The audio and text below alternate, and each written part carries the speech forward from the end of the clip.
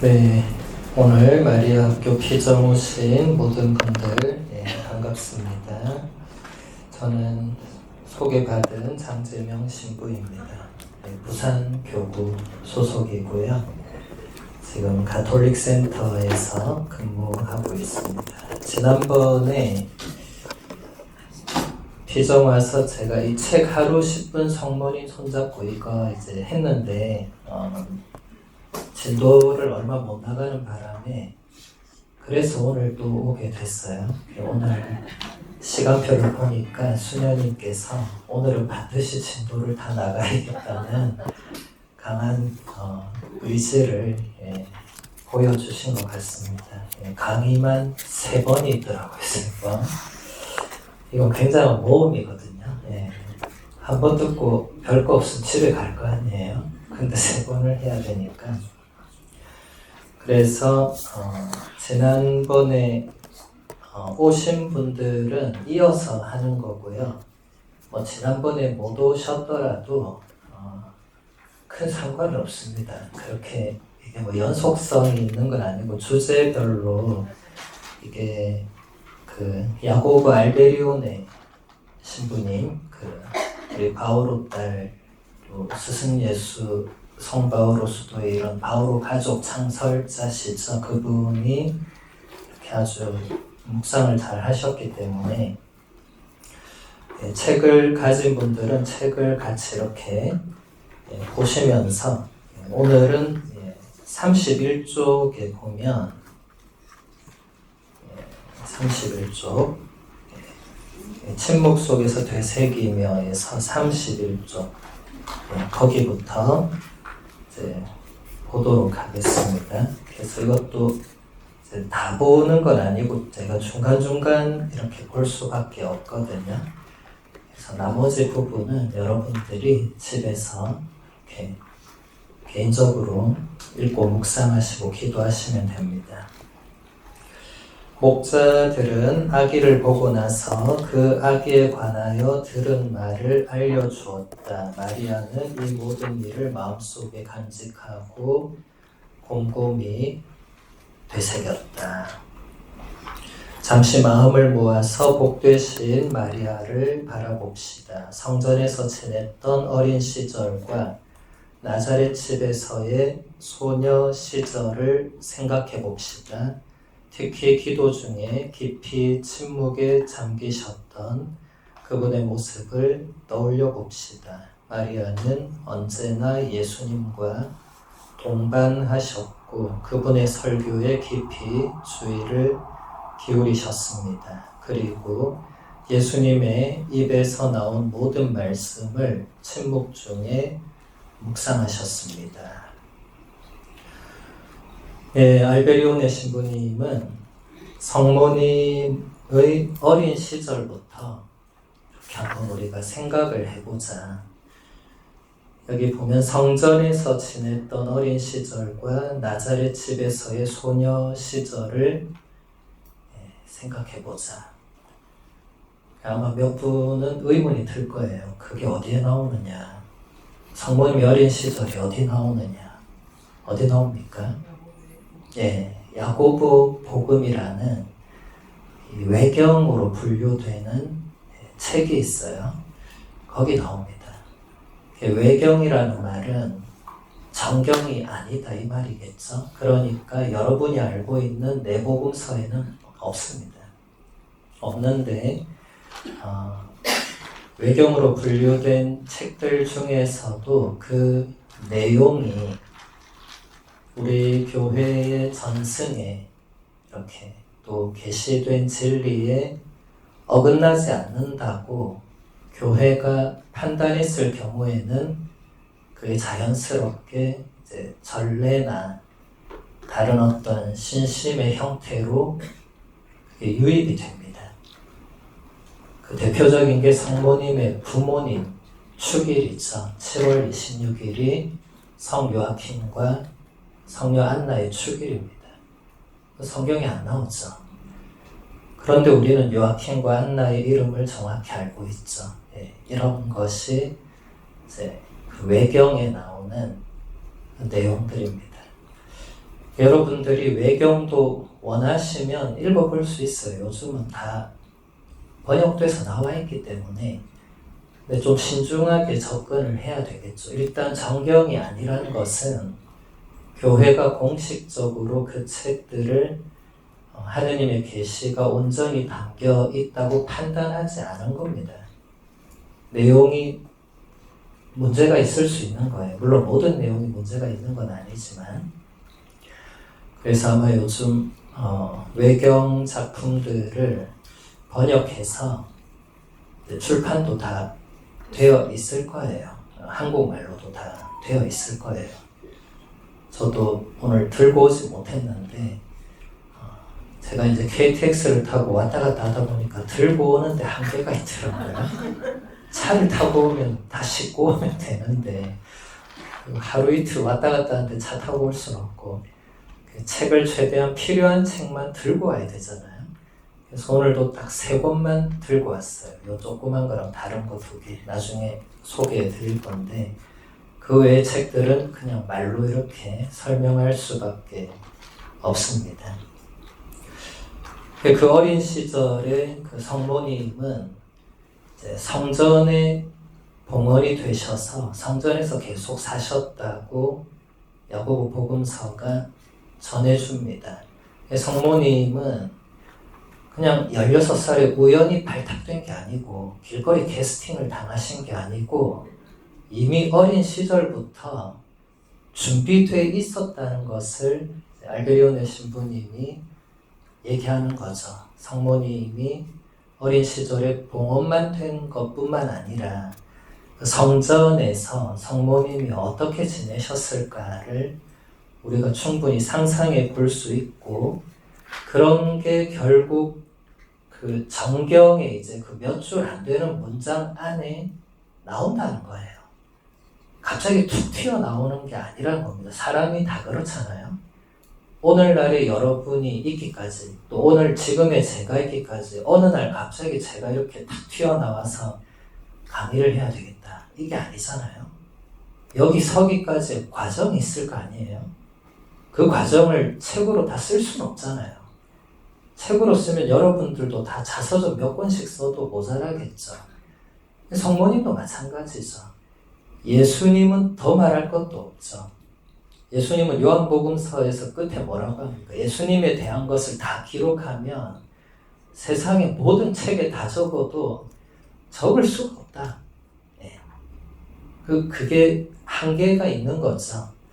그래서 우리가 성모님에 대해서 왜 이거밖에 없지? 이렇게 생각하실 필요는 전혀 없고 얼마든지 유추할 수 있고 그 과정을 충분히 우리가 상상할 수 있고 제가 여기서 강의하고 있다면 저분이 잘은 몰라도 예전에 공부를 열심히 했겠구나. 이 정도는 충분히 다 상상을 공부하라고 이 자리에 어떻게 섭니까? 그죠? 여기 서려면 전날까지 공부해야 됩니다. 사람들 앞에서 뭔가 말한다는 것은 준비 안 하고 그냥 떠드는 사람은 나올 수 없는 거죠. 성모님도 이 짧은 구절, 루카복음서 2장 19절에서 마리아는 이 모든 일을 마음속에 간직하고 곰곰이 되새겼다. 이게 끝인데 이 문장이 나오기까지의 그 과정, 성모님이 어떻게 준비되셨고 어떻게 사셨는가를 우리가 충분히 알 수 있고 그래서 알베리온의 신부님이 특히 기도 중에 깊이 침묵에 잠기셨던 성모님의 그 어린 시절의 모습을 떠올려 볼 수 있다. 그게 쌓이고 쌓여서 예수님 탄생 이전 이후 그 중요한 순간에도 성모님이 그런 게 나왔다는 거죠. 그래서 성모님은 언제나 또 예수님과 동반하셨고 그분의 설교에 깊이 주의를 기울이셨고 예수님의 입에서 나오는 모든 말씀을 침묵 중에 묵상하셨다. 이것도 성경에 안 나오는 내용이지만 충분히 그럴 수 있는 거고 충분히 성모님은 그렇게 사셨기 때문에 예수님이 부활하시고 승천하신 이후에도 제자들과 함께 계셨던 거죠. 그게 그냥 그렇게 되는 게 아닙니다. 성경에 몇 글자 안 나온다고 해서 우리가 그냥 모르고 덮어가는 게 아니라 충분히 이렇게 계셨겠구나, 그걸 알 수가 있는 거죠. 그래서 알베리온의 신부님은 이어서 이렇게 이야기를 합니다. 내적 생활이 모든 활동에 선행되어야 합니다. 사람들에게 주기 위해 예수님에게서 받고 지상에 주기 위해 천상에서 받아야 합니다. 마음을 보살피는 것은 힘이 분산되거나 하느님에게서 멀리 떨어지지 않기 위해서 꼭 필요합니다. 착한 문지기가 되어야 합니다. 문지기가 집에 아무나 들어오도록 놓아둡니까? 우리 마음은 모든 짐승이 들어올 수 있는 곳이 아닙니다. 침묵은 숱한 감정에서 오는 마음의 혼란을 없애주고 평화를 이루게 하며 하느님과 일치하도록 도와줍니다. 알베리온의 신부님 묵상은 굉장히 이렇게 평이한 문장들인데 굉장히 뭔가 이렇게 생각을 많이 하게 해주는 그런 요소가 많아요. 저도 이번에 사실 이분 책으로 처음 강의를 하는데 이분이 아직 성인 품에는 오르지 않으셨고 그러다 보니까 또 저는 바오로 가족도 아니다 보니까 이분의 작품을 그렇게 접하지는 못했거든요. 근데 이번에 이 소책자를 통해서 이분이 하느님께로부터 받은 그 특별한 달란트를 이렇게 잘 저도 볼 수 있는데 복작품도 여러분 아무나 오르는 건 아닙니다. 우리는 복작품에도 오르기는 쉽지 않습니다. 우리나라에 지금 복자가 124분밖에 없잖아요. 아직 최양업 신부님은 아직 복작품에도 못 오르셨습니다. 여러분 기도하고 계시죠? 계속 기도하셔야 됩니다. 성인품에 오르셔야 될 분이 복작품에도 못 오르고 계신 것은 우리의 기도가 부족해서 그렇습니다. 그게 단숨에 이렇게 막 뛰어넘는 그런 단계는 아니라는 거죠. 왜냐하면 우리가 최양업 신부님을 위해서 기도를 해야 되는 이유는 그분이 우리나라의 그 첫 사제단이었잖아요. 근데 김대건 신부님은 순교하시는 바람에 바로 성인품, 순교는 바로 천국으로 가는 성인품이 그냥 보장이 되는데 김대건 신부님이 1년 만에 순교하시는 바람에 최양업 신부님이 순교를 못했어요. 다 순교하면 누가 이거 미사고 누가 그 전파를 합니까? 그러니까 최양업 신부님은 하고 싶어도 못하셨고 그 당시에 KTX도 없는데 한반도를 2발로 다니셨어요. 그러다가 병에 걸려 돌아가셨는데 이것도 순교잖아요, 어떻게 보면. 그런데 이분은 그리고는 그냥 묻힌 거죠. 김대건 신부님과 순교자들이 아무래도 이렇게 전면에 드러나시면서 안타까운 케이스죠. 그래서 우리가 기도를 더 많이 해드리고 또 이분에 대해서 또 최대한 알 수 있을 만큼 또 공부도 해야 되겠죠. 이게 물론 순교도 중요하지만 순교 못지않게 한반도에 이 복음을 뿌리내리게 하신 역할도 매우 중요하죠. 그래서 저는 이분의 그 복작품 성인품을 위해서 우리가 더 열심히 기도해야 된다고 생각합니다. 잘 모르셔도 기도하시면 되죠. 어떻게 기도합니까? 매일 미사 책에도 뭐 기도문이 있지만 그것도 좋은 기도고 꼭 그게 아니어도 급할 때 그 전구를 청하면 되거든요. 여러분 뭐 물건을 잃어버렸을 때 안토니오 성인의 전구를 청하고 이런 거 있잖아요. 그런 식으로 최양업 신부님께 전구를 청하는 겁니다. 진짜 청하는 분들은 계시거든요. 근데 청하는 분들이 청하다가 진짜 뭐가 이루어졌을 때 그럼 어떻게 해야 됩니까? 일단 본당 신부님께 빨리 보고를 해야 됩니다. 그리고 본당 신부님은 그걸 듣고 이분이 꿈을 꾼 게 아니라고 판단이 들면 빨리 주교님께 보고를 해야 됩니다. 그럼 주교님도 또 판단하겠죠. 이 신부와 신자가 짜고 치는 고스톱일 수도 있잖아요. 그게 아니란 게 판명이 되면 주교회의에 또 보고를 하죠. 그리고 주교회의가 바티칸에 보고를 하죠. 이렇게 해서 시복시성 조사위원회가 이제 그 일어난 일, 뭐 아마 기적이겠죠, 그죠? 우리가 평소에는 정보를 안 청하겠죠. 뭔가 다급하고, 뭔가 위급하고 이럴 때 다급할 때 누굴 붙들어야 되는데, 그럴 때 이제 성모님을 우리가 주로 붙들고 매달리지만 성인들의 정보를 청할 수 있죠. 그럴 때 최양업 토마스 신부님을 불러서 도와주십사. 이렇게 최근에 성인 품에 오른 카를로 아쿠티스 성인도 그렇고 다 이런 케이스로 성인 품에 오른 겁니다. 누군가가 정구를 해서 성인의 그 정구로 기적이 일어나고 그 기적이 바티칸의 조사에 의해서 진짜라고 판단이 돼서 성인 품에 오르는 거거든요. 그러니까 이 우리 교리의 성인들의 통공이라는 게 있잖아요. 이런 거 처음 들어보셨습니까? 여러분 사도신경 매주 바치잖아요. 성인의 통공을 믿는다고 고백하잖아요. 그게 지금 이겁니다. 제가 설명한 게 이거예요. 살아있는 우리가 먼저 하늘나라로 가신 분들과 기도 안에서 통하는 거거든요. 쉽게 말하면. 성인의 통공을 믿으면서 성인에게 전구를 하지 않으면 믿는 게 아니죠. 말로만 믿는 거죠. 행동으로는 안 믿는 거죠. 그래서 제가 이렇게 강조를 하는 겁니다.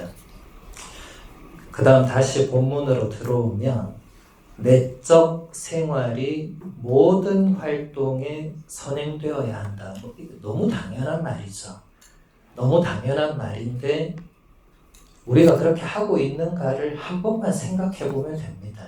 내가 뭔가 활동을 하기 전에 내적인 생활을 먼저 하고 있나. 조금만 더 쉽게 얘기하면 뭔가를 하기 전에 잠깐이라도 기도를 하고 있나. 이렇게 돌아보면 되죠.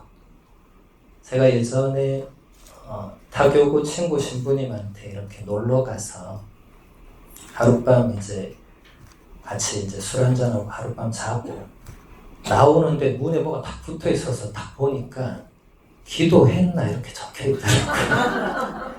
제가 너무 웃겨가지고 문에 대문짝만하게 붙어 있으니까 근데 기도했나 딱 보는 순간 정신이 번쩍 드는 거예요. 기도했는데 저도 모르게 또 성모를 긋고 저도 모르게 성모성을 바치고 문을 열고 잠깐 기도를 하게 되더라고요.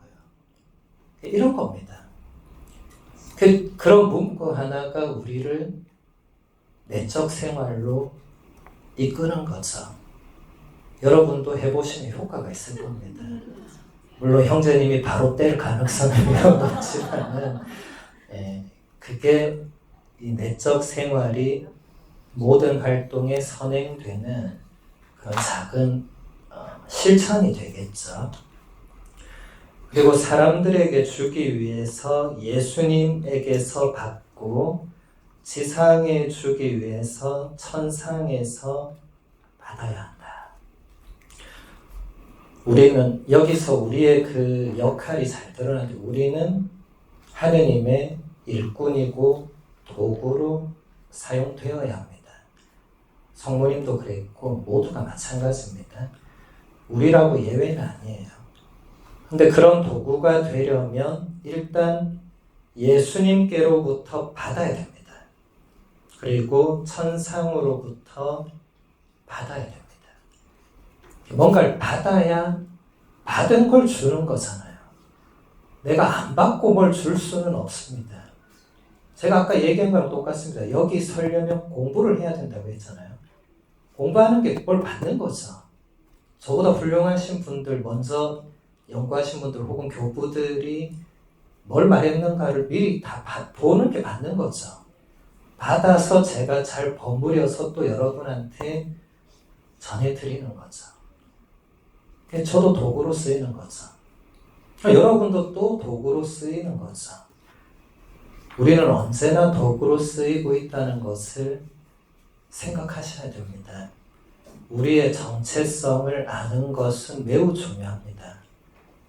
근데 어떤 분들은, 특히 여성분들은 이런 게 있어요. 신부님, 좋은 것은 나만 간직해야 됩니다. 이런 분들이, 특히 여성분들은 좀 있더라고요.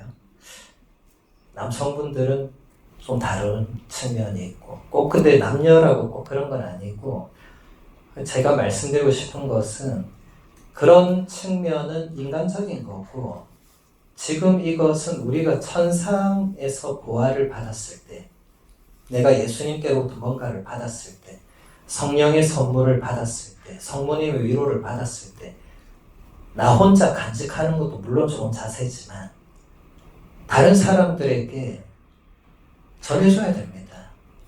아직도 예수님의 사랑을 모르는 사람이 주위에 너무나 많고 성모님의 위로를 전혀 느껴보지 못한 사람도 많겠죠. 전해줘야 됩니다. 여러분이 전해줘야 됩니다. 저하고 수녀님이 밖에 나와서 얘기하잖아요. 아무도 안 듣습니다. 신자들만 듣지 비신자들은 아예 듣지를 않습니다. 그런데 여러분이 얘기하잖아요. 비신자라도 일단 듣습니다. 무슨 말 하는가 싶어서. 근데 우리 신부 수녀는 벌써 딱 가톨릭 이게 딱 찍혀있기 때문에 비신자들은 별로 관심이 없습니다. 그리고 여러분들이 일상에서 훨씬 다른 사람을 많이 만나잖아요. 저하고 수녀님은 만나는 게 동료 수도자, 동료 사제, 뭐 주교님 어쩌다 한번 만나고 그 외에는 안 만납니다. 안 만나줍니다. 여러분 식당에서 탁발 스님이 와서 탁발하는데 앉아서 대화하는 사람 있습니까? 없잖아요. 그냥 시주하거나 안 하거나 둘 중에 하나잖아요. 그럼 가면 끝이잖아요. 비슷합니다. 근데 여러분들은 삶의 자리에서 많은 사람을 만나잖아요. 그러니까 복음을 전하는 일꾼으로 여러분이 살아가셔야 됩니다. 우리 신부 수녀들도 당연히 그런 일꾼으로 살아가지만 우리는 벌써 복장에서부터 제한적이죠. 그러니까 벌써 이 상대편은 우리를 다르게 이렇게 대할 수밖에 없기 때문에 여러분들이 훨씬 더 세상 안에서 복음을 전하는 중요한 임무를 하실 수 있습니다. 그 다음 여기서 이 문지기라는 표현이 저도 참 많이 와닿던데, 착한 문지기가 되어야 한다. 문지기가 집에 아무나 들어오도록 놓아두느냐. 우리의 마음은 모든 짐승이 들어올 수 있는 곳이 아니다. 그래서 무슨 말을 하는 거죠?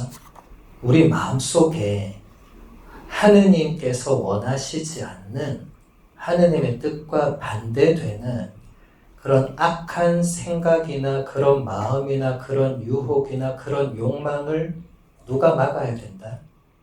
우리가 스스로 막아야 된다. 우리 스스로가 문지기가 되어서 그런 것들은 막고 하느님께서 원하시는 좋은 것들은 문을 열어서 받고 성모님처럼 받은 것을 끊임없이 되새기고 이게 문지기의 역할이라는 거예요. 우리가 우리 스스로의 문지기가 되어야 된다. 그래서 침묵은 숱한 감정에서 오는 마음의 혼란을 없애주고 평화를 이루게 하며 하느님과 일치하도록 도와준다.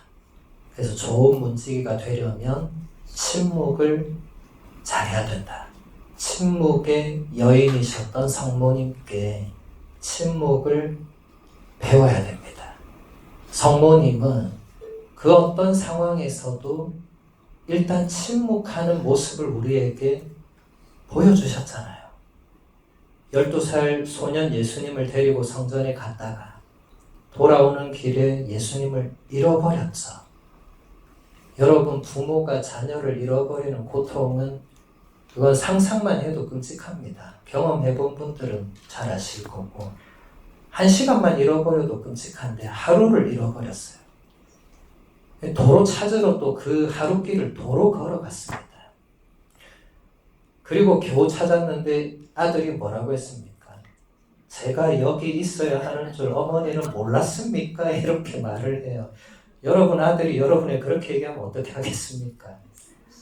예, 바로 뭐가 날아가겠죠. 그렇죠? 예. 성모님은 어떻게 하셨죠? 침묵하셨죠.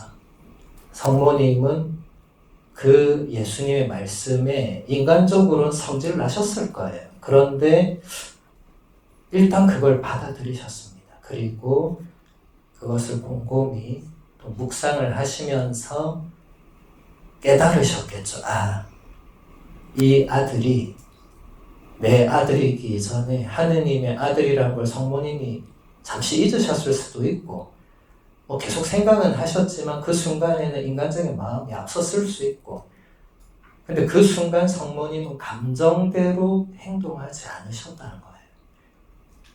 우리는 얼마나 자주 감정대로 행동을 합니까? 그렇죠?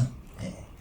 그것만 우리가 잘 참고 잘 침묵해도 가정 안에 평화가 올 수 있죠. 그래서 감정에 흔들리지 않는 이렇게 감정이란 것은 여러분 하루에도 감정이 얼마나 자주 바뀝니까? 수백 번씩 바뀌잖아요. 아침에 분명 기분 좋았는데 오후에 기분이 안 좋잖아요. 근데 저녁 되니까 다시 또 기분이 좋아지잖아요. 그런 것에 흔들리면 안 됩니다. 근데 많은 신자분들이 그런 것에 흔들리면서 기도를 빼먹는 핑계로 그 감정에 호소를 하더라고요. 오늘 제가 기분이 몹시 우울해서 기도가 안 됩니다. 그럼 도대체 기도를 언제 해야 돼요? 그 우울한 거랑 기도랑 뭔 상관이에요? 기도는 규칙이잖아요. 정해놓은 걸 하는 건데 그 밥은 왜 먹습니까? 우울해도 밥은 먹잖아요. 그렇죠?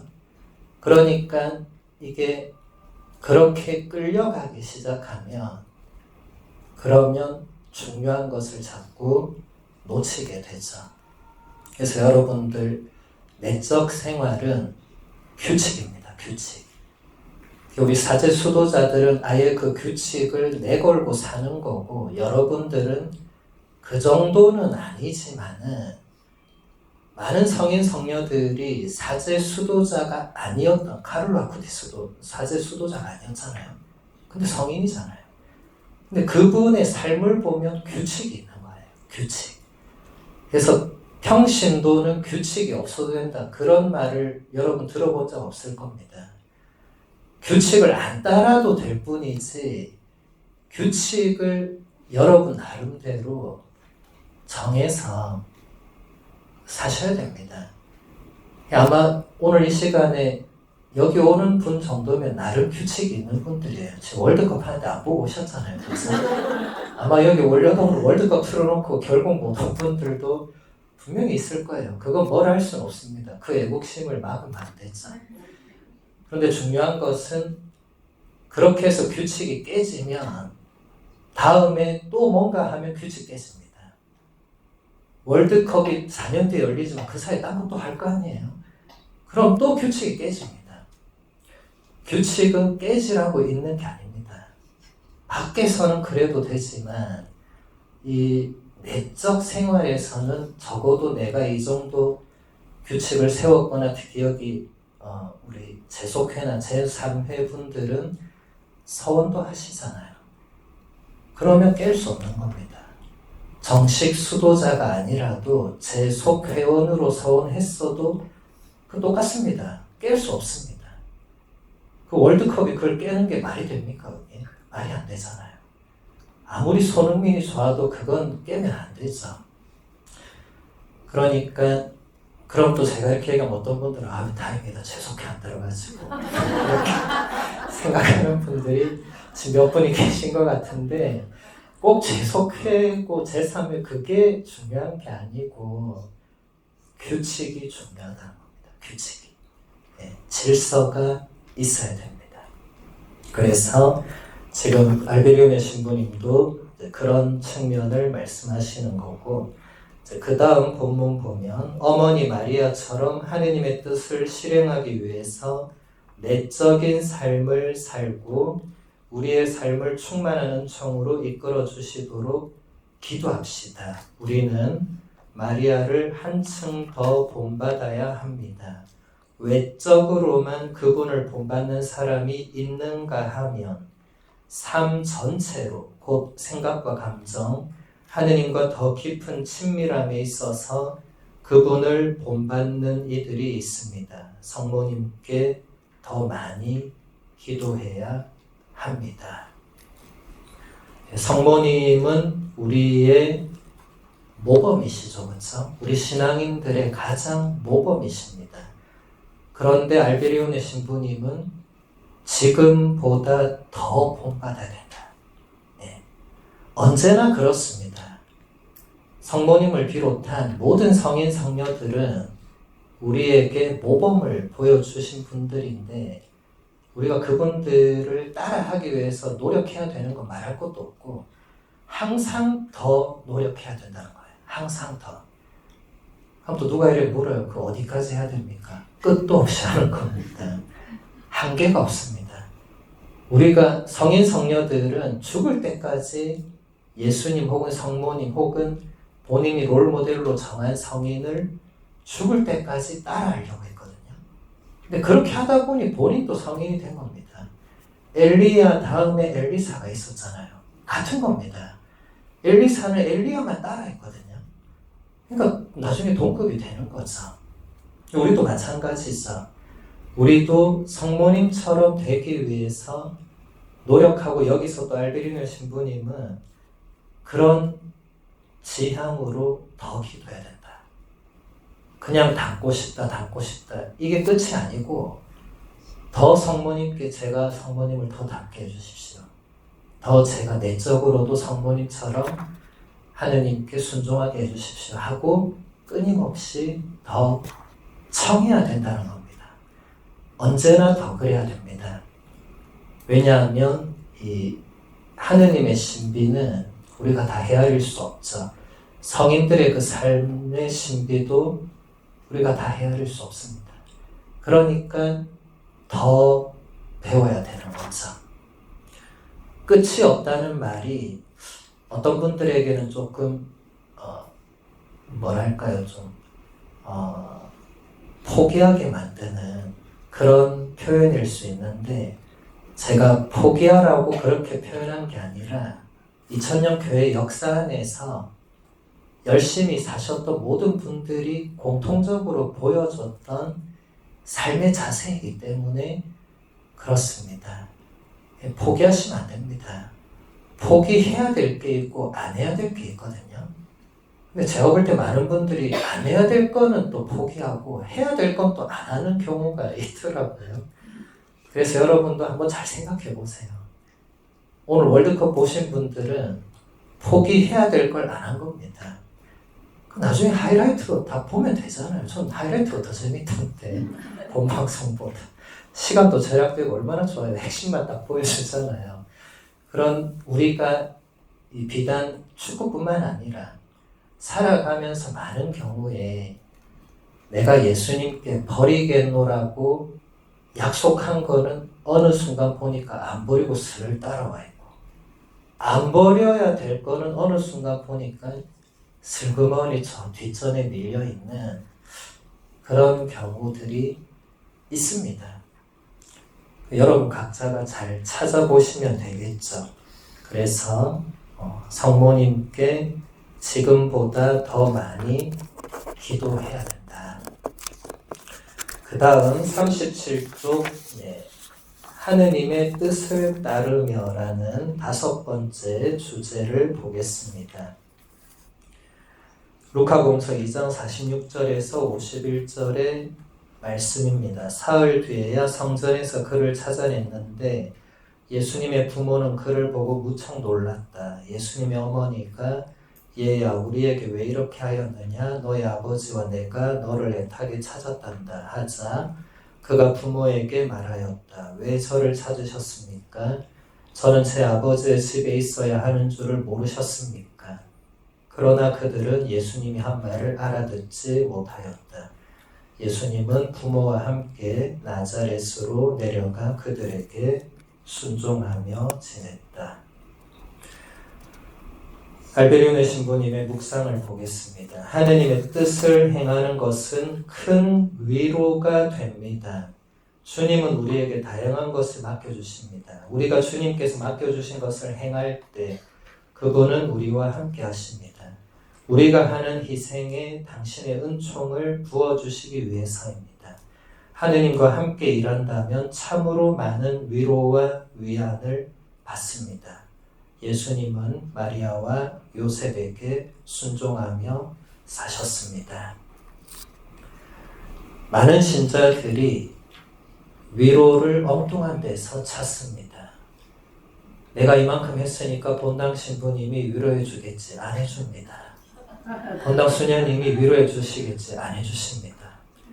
그런 위로는 참된 위로가 될 수도 없고 그것은 하느님의 일꾼에게 본당 신부 수녀가 보상을 해줄 위치도 아니죠.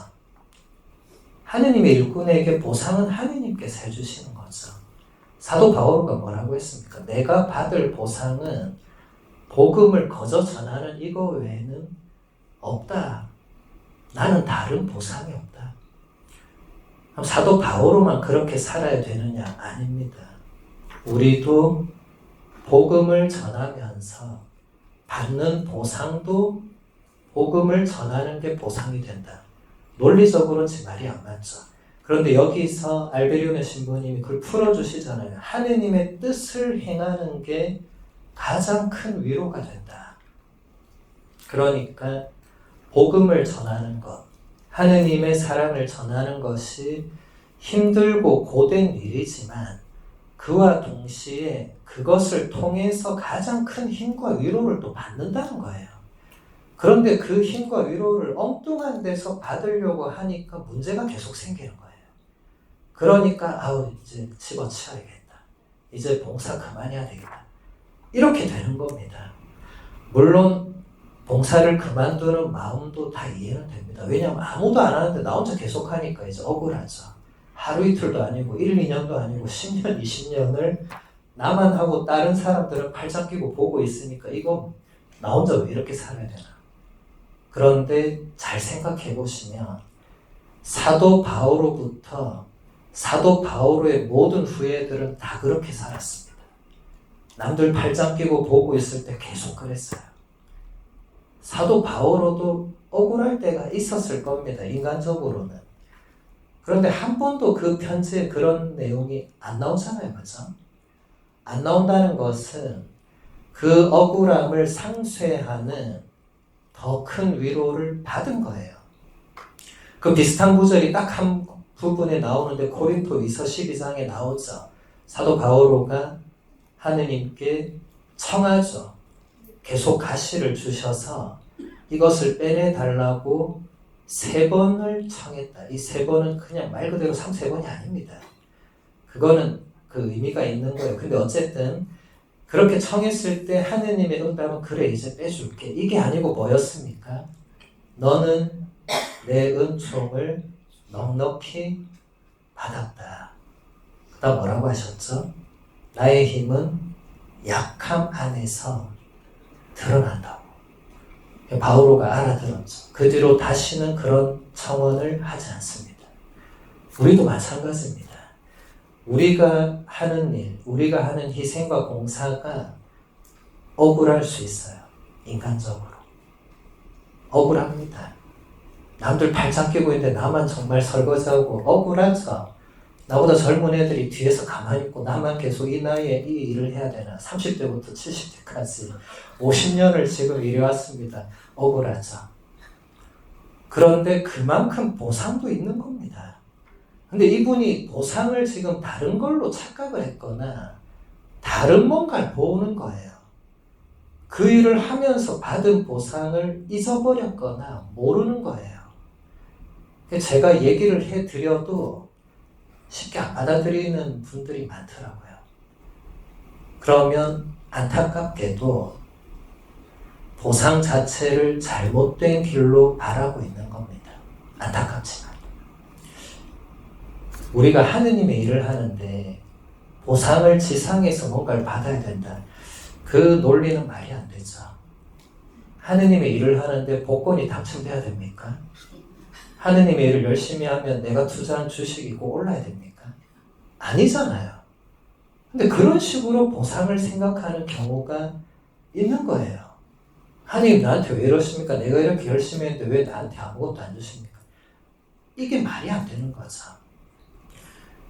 그럼 사도 바울로부터 모든 그 성인 성녀들은 다 억울해서 지금 구천을 떠돌아야 됩니다. 제가 볼 때는 너무 억울해가지고. 바울은 마지막에 어떻게 됐습니까? 칼에 목이 잘려서 순교를 했습니다. 그렇게 죽도록 전하고 마지막에 남은 것은 비참한 죽음이었죠. 또 칼에 목이 맞아서 또 그게 땅에 이렇게 막 굴러가지고 막 여러분 그 로마의 그 트레폰탄에 가보셨죠? 그게 사도 바울의 잘린 그 얼굴이 닿은 곳마다 물이 나와가지고 그래서 트레 하면 셋이잖아요. 세 개의 샘물이 이렇게 나오는 장소가 지금도 있는데 그게 얼마나 비참하고 억울한 죽음입니까? 그죠? 그런데도 바오로는 전혀 그렇게 생각하지 않았죠. 그래서 우리도 억울한 생각이 들 때 내가 지금 무엇을 바라고 있는가를 한번 잘 생각해 보시면 좋겠습니다. 지상에서 뭔가 복을 받으면 좋죠. 근데 지상에서 복을 못 받는 게 사실 더 좋습니다. 예수님도 그런 말씀 하셨잖아요. 지상의 거는 이게 좀도 쓸고 녹도 쓸고 이게 단순히 그 사물만을 의미하는 게 아닙니다. 우리가 지상에서 뭔가를 받게 되면 그것은 결국 지상에서 끝나게 된다. 그래서 예수님이 뭐라고 하셨어요? 재물을 하늘에 자꾸 쌓으라고. 거기는 좀도 없고 녹도 없고 아무것도 그 재물을 건드리지 않는다. 억울한 그것을 하느님께 봉헌하면 그게 또 하늘의 재물 하나를 쌓는 거잖아요. 여러분 자꾸 천상에 뭘 쌓으려고 해야지 지상에 쌓아봤자 이제 우리가 여기서 이제 60 넘어가신 분들은 아무래도 인생 후반전이잖아요. 아무리 100세 시대라 해도 그렇게 해도 후반입니다. 그렇죠? 네. 그러면 이제는 하나씩 하나씩 지상에 쌓으려고 했던 것도 위에 쌓으려고 해야 되지 않겠어요? 우리가 이렇게 가끔 뉴스를 보거나 소식을 들을 때 인생을 80년, 90년 살았는데도 이 여전히 집착과 아집과 탐욕에서 벗어나지 못하는 그런 분들 볼 때 안타깝잖아요. 그렇죠? 우리도 그렇게 될 수 있습니다.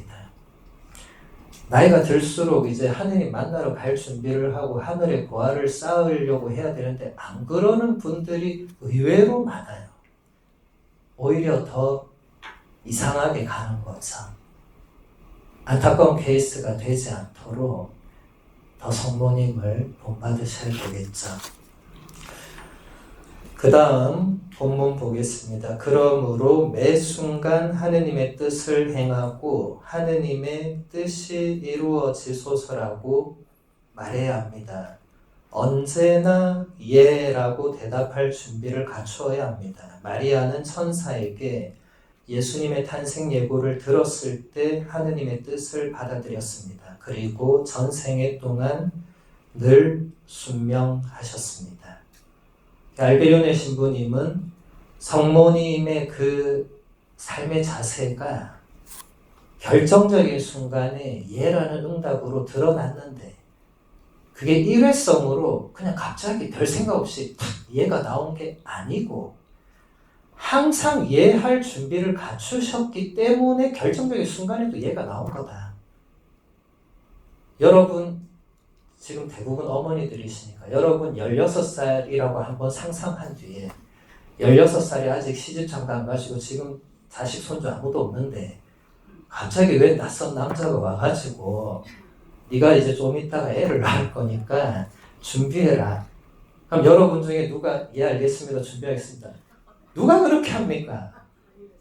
일단 왜 이러세요 하고 경찰에 신고하고 뭐 이렇게 해야 되는 거 아니에요? 성모님도 충분히 그럴 수 있었죠. 왜 이러시냐고. 당신 누구냐고. 그리고 지금 당장 나가지 않으면 내가 비명을 지르겠다. 하더라도 정상적인 과정인데 성모님은 그게 없었습니다. 성모님은 준비되어 있으셨던 거예요. 하느님께서 나한테 어떤 뭔가를 하시더라도 저는 따르겠습니다가 있었던 거예요. 그러니까 낯선 남자가 와서 뭐라 하는데 다 못 알아들으셨을 건데 가만 들어보니까 이게 하느님께서 분명히 이 낯선 남자를 통해서 나한테 하신다는 그게 성모님이 알아들으신 거죠. 그래서 한 번은 되물어보죠. 왜냐하면 성모님은 동정의 몸이셨기 때문에 동정의 몸으로 아이를 잉태하고 낳는 것이 어떻게 가능한지 이건 성모님도 전혀 생각할 수 없는 일이잖아요. 그래서 그걸 물어보니까 천사가 이제 더 설명을 하죠. 근데 천사의 설명을 딱 듣고 나서 성모님께서 뭐라고 하셨죠? 저는 주님의 종입니다. 지금 말씀하신 대로 저에게 이루어지기를 바랍니다. 이 문장이 그냥 나온 게 아니고 이 문장은 성모님이 어린 시절부터 그때까지 한결같이 품고 계셨던 문장입니다. 언제든지 하느님께서 나를 쓰실 때 저는 주님의 종이니까 당신 말씀대로 라고 말하면 당신 뜻대로 저를 쓰시면 됩니다. 우리가 이런 자세를 가지고 있으면 50년 봉사해도 안 억울할 거예요. 그게 어떻게 억울합니까? 감사할 일이죠. 나 같은 사람을 50년을 써주셨으면 감사해야 되는 거 아니에요? 나 같은 사람 50년 써주셨다는 것에서 억울하다는 것은 내가 나를 평범하게 보지 않은 겁니다. 나같이 특별한 존재가 50년 봉사했는데 본당 신부가 아무것도 안 해주나? 이 논리로 가는 거죠. 성모님은 전혀 그런 게 없으셨던 겁니다. 성모님이 티끌이라도 그런 게 있으셨으면 이런 전개가 안 됐을 가능성이 높죠. 그렇죠? 우리 수녀님 수도의 이름이 티 없으신 마리아 상심수녀이잖아요. 성모님의 그 마음은 정말 그 티끌 하나조차도 하느님의 뜻과 반대되는 것은 없으셨던 거죠. 근데 그게 어릴 때 그냥 성전에 봉헌됐다고 그렇게 되느냐? 그럼 유아세례 받은 분들은 다 그래 살아야죠. 근데 아니잖아요. 지속적으로 그 마음을 가꾸고 키워오는 것은 누가 해야 되는 일입니까? 본인이 해야 되는 겁니다. 성모님 스스로 하신 거죠. 우리도 남들이 뭐라 하고 말고 이거는 그렇게 중요하진 않습니다, 사실. 근데 우리는 거기에 너무 좌지우지 되는 게 문제예요. 특히 우리 한국 사회는 남들이 뭐라고 하는가, 남들이 어떻게 보는가에 너무 좌우되는 것 같아요. 제가 오늘 오면서도 이렇게 지하철을 타보니까 모두가 서로를 의식하고 있습니다. 알게 모르게. 모두가 편안하지 않아요. 제가 딱 타는 순간 저도 시선을 받고 제가 딱 보는 순간 서로가 서로를 제가 외국에서 지하철 탈 때는 전혀 이런 걸 느끼지 못했거든요. 외국에서는 네가 타든 말든 네가 무슨 옷을 입었든 말든 아무 상관이 없습니다. 근데 우리는 제가 타는 순간부터 내릴 때까지 누군가 나를 보고 있더라고요. 왜 저러지? 네. 그러다 제가 책이라도 꺼내면 더 신기한 눈으로 이제 저 사람 도인인가 하면서 예전에는 그래도 지하철에서 책 꺼내는 분들이 간혹 있었는데 요즘은 단 한 명도 없더라고요. 단 한 명도. 제가 꺼내면 제가 이상한 사람이 됩니다. 네. 이것도 참 문제는 문제인데 어쨌든 그래서 우리도 하느님의 뜻이 이루어지게 해달라고 말로만 기도할 게 아니라 언제든지 예라고 응답할 준비가 되어 있는가를 생각해 봐야 됩니다. 여러분 한 번씩 생각해 봐야 됩니다. 하느님께서 너 이제부터 이걸 해라 이렇게 할 때 예 할 준비가 되어 있는가? 혹은 하느님께서 너 오늘 밤에 이제 우리 집으로 오너라 할 때 예 할 준비가 되어 있는가? 이게 되어 있으면 다른 것도 다 될 겁니다. 근데 이게 안 되어 있으면 다른 것은 더 안 되겠죠. 물론 저도 가끔 생각해 보면 이건 쉽게 이해하기 어렵습니다. 그렇죠. 오늘 밤에 가자고 하는데 예 기쁘게 가겠습니다 할 사람은 많지 않을 거예요. 대부분 안 됩니다 하겠죠. 그렇죠? 네. 안 되는 이유도 많이 있겠죠. 이런 게 우리가 하느님의 뜻에 전적으로 이해라고 하지 못하는 우리 개인의 그런 집착이나 애착이나 뭔가가 있는 거죠. 하느님께서 그걸 끊어라 하는데 끊지 못하는 뭔가가 있는 거죠. 그게 꼭 뭐 술이냐 마약이냐 유튜브냐 이런 차원이 아니더라도 누구나 다 그런 게 있을 수 있습니다. 아주 사소해 보이는 거라도 있을 수 있어요. 그럼 하느님께서 그걸 끊어라 할 때 이해할 수 있는가? 쉽지 않을 겁니다. 특히 우리나라 어머니들은 드라마를 끊어라 하면 신부님 딴 건 다 끊어도 그건 못 끊겠습니다. 그건 저의 생명과도 같습니다. 예, 저의 유일한 기쁨이고 낙인데 그걸 끊으라고 하면 안 된다. 틀어놓고 내가 설거지하고 할 일 다 할 테니까 끊으면 안 된다는 거예요. 그런 게 사소한 거지만 그리고 겉으로 볼 땐 나쁜 게 아니지만 그런 게 결정적일 때 발목을 잡는다면 우리가 하느님께 이해 못하는 중요한 방해 요인이 될 수 있는 거예요. 별거 아닌데 아침 드라마 보는 게 무슨 큰 죽을 죄를 짓는 거 아니지만은 이게 열심한 신앙인들에게는 이제 그런 사소한 것으로도 얼마든지 유혹자가 그런 것을 묶어놓는다고 하거든요. 중세 성인들 신비가들이 그 새에 날아가는 새를 빗대어서 이런 것을 많이 비유를 했어요.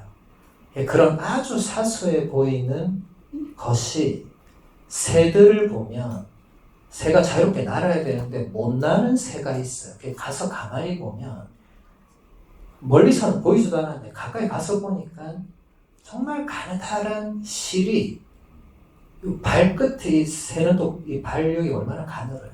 거기 이렇게 조금 감겨 있는데 이것 때문에 못 날아가 날다가 그걸 다 걸리는 거예요.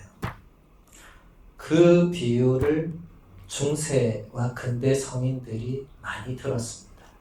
이게 결국 우리의 발목을 잡는 거예요. 평소에는 뭐 굳이 안 날아도 되니까 그게 뭐 큰 대수겠나 이렇게 하는데 그게 결정적으로 날아가야 될 때 그게 딱 잡는다는 거예요. 우리에게 그런 뭔가가 있는지 없는지를 한번 잘 생각해 보시면 좋겠습니다. 우리의 뜻은 자주 하느님의 뜻과 반대됩니다. 우리는 자신을 만족시키는 교만, 게으름, 감각 등을 따르기 때문에 죄를 짓습니다. 하느님은 자기 뜻대로 하려는 사람을 돕지 않고 하느님의 뜻을 알고자 하고 사랑으로 그 뜻을 따르려는 사람에게 은총을 내려 주십니다. 하느님에 대한 사랑은 언제나 그분의 뜻을 이행하는 것으로 드러납니다. 우리의 뜻과 하느님의 뜻은 자주 반대된다. 이것은 일상적으로 충분히 그럴 수 있죠. 여러분 중에도 미사를 가려고만 하면 몸이 아픈 분들이 있을 수 있어요. 기도만 하려고 하면 갑자기 다른 일이 막 생각이 나서 그것부터 해야 되겠다. 있을 수 있습니다. 예. 우리가 이게 어쩔 수 없이 우리 안에 있는 이게 원죄로 인한 우리의 이 결함이 있는 거죠. 우리의 이 인간 본성 자체가 약함이 있는 거예요. 바오로 사도도 이것을 아무리 극복하려고 해도 내 안에 그 뭔가가 끊임없이 그렇게 나를 하느님 반대편으로 이끌더라 하면서 로마서 6장 7장에서 아주 상세히 묘사를 했잖아요. 많은 교부들, 성인, 성녀들도 그런 유혹들에 맞서 싸워야 했죠. 심지어 베네딕토 성인이나 프란치스코 성인은 가시 덩쿨에 막 몸을 굴르고 그랬죠. 실제로 그랬습니다. 이게 도저히 이게 제어가 안 되니까 그렇게 해서라도 제어를 하려고 했던 거죠. 지금도 이태리 여러분이 성지순례 가보면 두 성인이 몸을 거기 굴렸던 장면은 성인의 몸에 피를 흐르게 해서 이제 더 이상 가시가 나지 않죠. 그걸 보러 거기까지 가는 게 중요한 게 아니라 물론 가서 보시면 더 좋죠. 근데 저는 아시시를 하도 자주 가서 너무 자주 보니까 이제는 별 감흥이 없더라고요. 그냥 그런가 보다.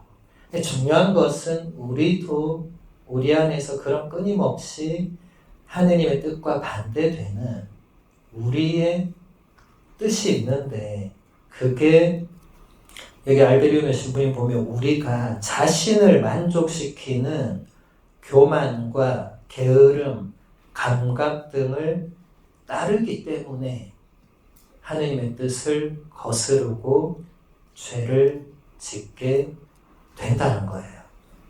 여기서 지금 세 가지 열관, 교만, 게으름, 감각 이런 것은 2000년 교회 역사 안에서 모든 성인, 성녀들이 한결같이 가장 경계해야 되고 조심해야 되고 피해야 되고 멀리 해야 된다고 하면서 이 세 가지를 뽑았던 거예요. 이 세 개만 피하면 된다. 예. 근데 이 세 개 안에 하나가 우리를 그 밧줄처럼 묶고 있는 경우가 많다는 거예요. 이건 여러분 자신을 생각해 볼 때 솔직해야 될 필요가 있어요. 그럴 때 남 앞에서는 안 솔직하더라도 우리가 스스로를 바라보고 하나님 앞에 섰을 때는 솔직해야 되잖아요. 그럴 때 이 세 가지를 한번 잘 생각해 보세요. 내가 이 셋 중에 하나에 전혀 걸리지 않고 살아가고 있는가? 아니면 셋 중에 하나가 내 발목을 잡고 있는가? 아니면 날마다 이 셋에 빠져 살고 있는가? 한번 오늘 비정 마치고 집에서 혹은 성전에서 혼자 기도하실 때 잘 생각해 보시면 좋겠어요. 걸려 있는 게 있을 겁니다. 그걸 찾아야 됩니다. 성인, 성녀들이 일단 무엇에 묶여 있는가를 잘 찾으라 그랬거든요. 왜냐하면 엉뚱한 걸 찾으면 처방이 또 엉뚱하게 갑니다. 내가 잘못 찾으면 아무리 좋은 영적 지도자한테 찾아가서 상담받아도 처방전이 또 엉뚱하게 나와요. 내가 잘못 찾은 거예요. 제대로 찾아야 됩니다. 내 안에 있는 영적 교만이 나를 그렇게 만들 수 있는데 내가 영적 지도자한테 가서 드라마를 못 끊겠다 이렇게 얘기하는 거예요. 그럼 영적 지도자는 드라마를 끊는 방법만 알려줍니다. 그러면 드라마는 끊을 수 있을지 몰라도 영적 교만은 그대로 살아 숨쉬고 있는 거죠. 이런 경우들이 얼마든지 존재합니다. 그래서 여러분들이 스스로를 성찰할 때는 최대한 솔직해야 됩니다. 최대한. 예. 그리고 그 최대한 솔직하게 성찰한 것을 또 최대한 열어 보일 수 있는 영적 지도자가 있어야 됩니다. 본당 신부님이 그런 분이면 가장 좋겠죠. 근데 안타깝게도 그건 쉬운 현실은 아닙니다.